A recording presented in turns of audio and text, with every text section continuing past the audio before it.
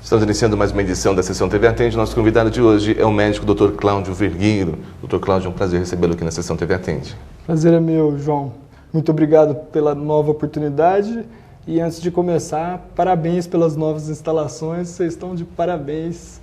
Tá lindo, tá muito tecnológico e dá até gosto de gravar entrevista, até para quem não gosta de gravar entrevista. Muito obrigado. Seja bem-vindo ao programa mais uma vez, que eu acho que é um assunto que vai despertar o interesse de muitas pessoas que tiveram ou vão ter esse problema.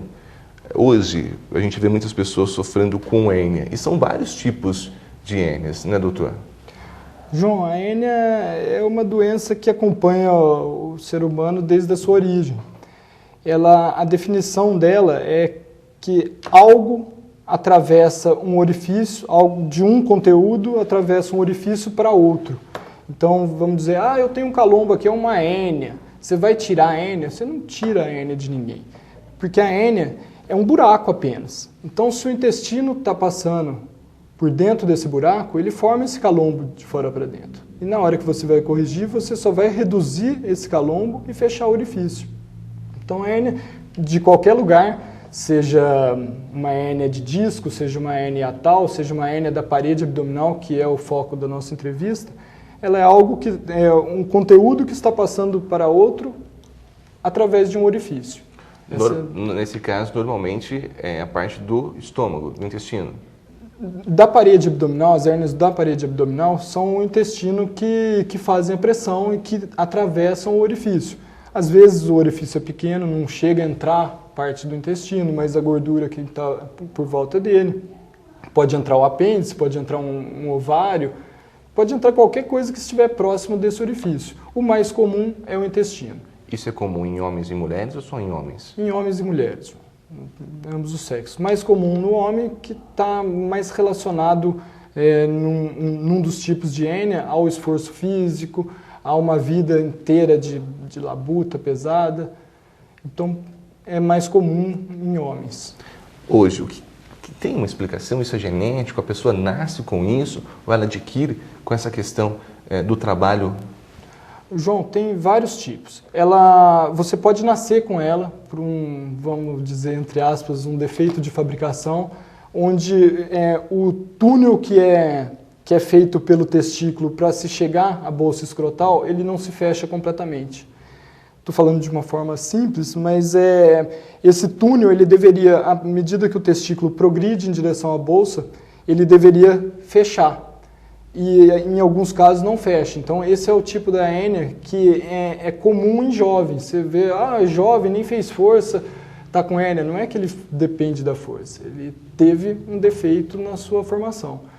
Essa hérnia pode ser formada com o decorrer do tempo, daí já é uma hérnia mais comum na segunda para a terceira idade, que estão relacionadas às pessoas que fazem muita força, junto com o processo de envelhecimento natural dessa pessoa. O tecido vai ficando mais flácido e ela continua fazendo força, então acaba forçando o intestino para fora, nos pontos de fraqueza, e forma uma hérnia.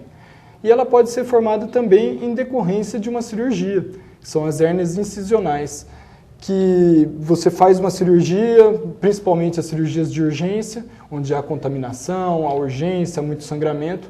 O paciente, depois do fechamento, ele pode fazer uma hérnia no fechamento, um defeito desse fechamento, que pode ser relacionado à técnica cirúrgica ou não. Pacientes fumantes, por exemplo, é muito comum dessa cirurgia formar uma hérnia depois. Então, basicamente, são esses três tipos. Qual é o risco de uma pessoa que tem uma hérnia? Ele pode conviver com ela ou é caso cirúrgico imediato? Não, João. Hérnia diagnosticada é hérnia operada. Por que disso? Você não tem como prever como essa hérnia vai se comportar. Essa hérnia, ela pode passar a vida inteira ali só causando uma dorzinha de vez em quando e nunca te causar consequências nenhuma mais graves. Por outro lado, essa hérnia, ela pode encarcerar. Então, se ela está acostumada a entrar e sair, sem problemas. Se você é obrigado a fazer um pouco mais de força do que você está acostumado e entrar um pouco mais do conteúdo do que entra normalmente, esse conteúdo pode ficar agarrado ali, que seria a hérnia encarcerada, presa. E essa hérnia encarcerada pode evoluir para uma hérnia estrangulada, que aí esse anel vai estrangular esse intestino e vai matá-lo. Então, quando o pessoal fala, morreu porque estourou a hérnia, não é que estourou a hérnia, é que ela estrangulou, perfurou e aí todo o conteúdo do intestino vaza para dentro da barriga, que é o lugar que depois você vai ter que operar. Então, se você for falar o que pode acontecer com a hérnia, a pessoa pode vir a morrer com ela. Qual que é o sintoma que a pessoa vai diagnosticar que ela está com hérnia? É a dor? É esse calombinho aí? Primeiramente a dor. É o sintoma mais comum e ela normalmente está relacionada ao esforço físico. Depois que ela está evoluindo e está aumentando o seu tamanho, que vai aparecer esse abaulamento, esse calombo, porque daí já mostra que ela tem um tamanho razoável para que algum conteúdo atravesse totalmente a parede abdominal e apareça para fora dele como um calombo.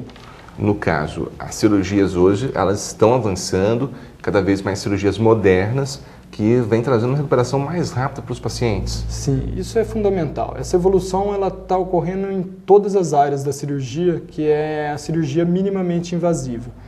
Eu tive há 2 anos no Hospital Monte Sinai em Nova York, eu fiquei com o professor Brian Jacob, eu fiquei 1 mês com ele operando esse tipo de hérnia.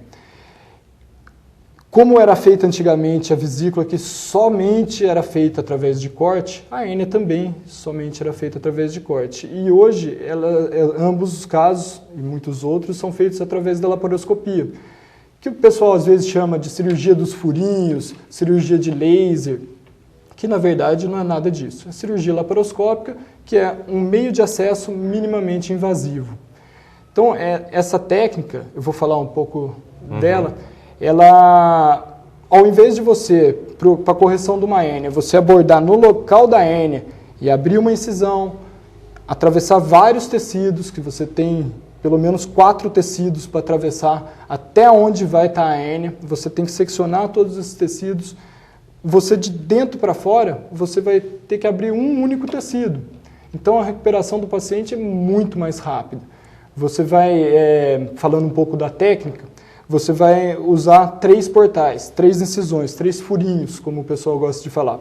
Um no umbigo e um de cada lado do abdômen, sendo do lado direito de 1 centímetro, para que possa entrar uma tela através desse orifício.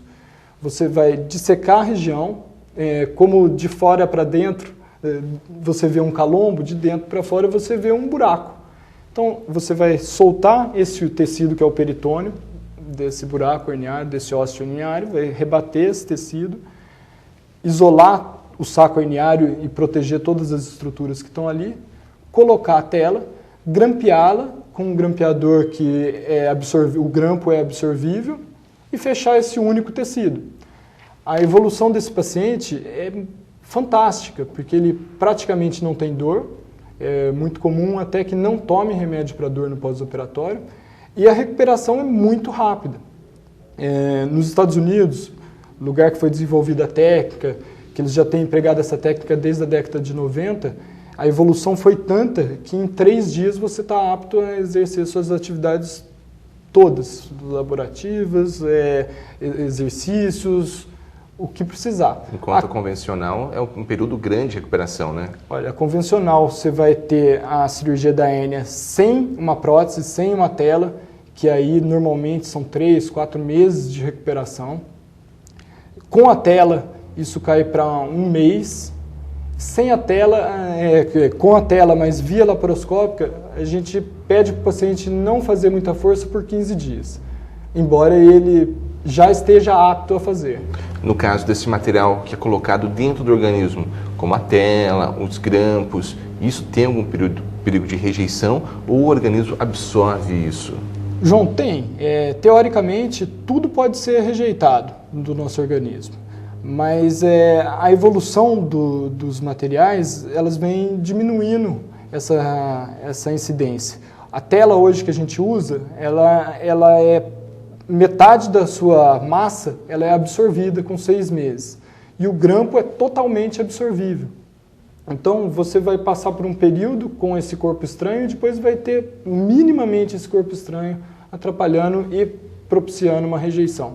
Eu, particularmente, até o momento, não tive nenhum caso de rejeição, mas existe. Existe contraindicação para esse procedimento?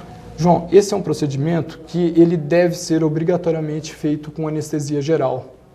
Então, se o paciente tem uma contraindicação para anestesia geral, ele tem uma contraindicação para esse procedimento. Algumas outras contraindicações relativas estão relacionadas, por exemplo, com cirurgias prévias no abdômen, que podem gerar aderência, podem dificultar o método. Cirurgias de próstata com irradiação posterior naquele local, que também vai deixar esse tecido mais fibroso, mais dolorido. Coagulopatias, que são doenças da coagulação do sangue não controladas. Então, existem algumas, e às vezes o tamanho da hérnia. Às vezes é uma hérnia ignoescrotal gigante, e aí esse orifício é muito grande para que você possa conter com uma tela e com alguns grampos. Então, essas são contraindicações relativas. A absoluta é a contraindicação da anestesia. Se não pode fazer anestesia geral, não tem como fazer esse procedimento. Ou seja, sentiu o mal-estar, sentiu essa dor ou esse calombinho, procure um médico. Procure um médico, obrigatoriamente. Tá certo, doutor. Eu agradeço a participação e até uma próxima oportunidade. Eu que agradeço, João. Obrigado. Parabéns pelas instalações. Obrigado. Conversamos hoje na sessão TV Atende com o Dr. Cláudio Vergueiro.